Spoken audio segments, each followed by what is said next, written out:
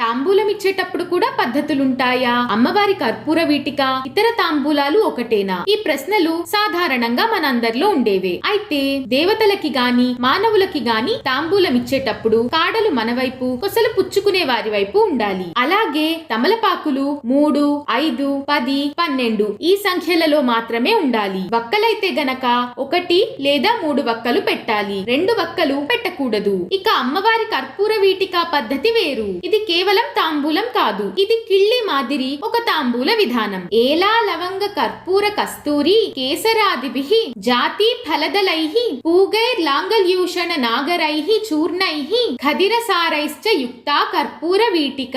ఈయన తీసిన లేత తమలపాకులు, ఏలకులు, లవంగాలు, పచ్చ కర్పూరం, కస్తూరి, కుంకుమ పువ్వు, జాజికాయ, జాపత్రి, పోక, చలువ మిరియాలు, కాచు, సున్నం ఇవన్నీ పెట్టి కడితేనే కర్పూర వీటిక.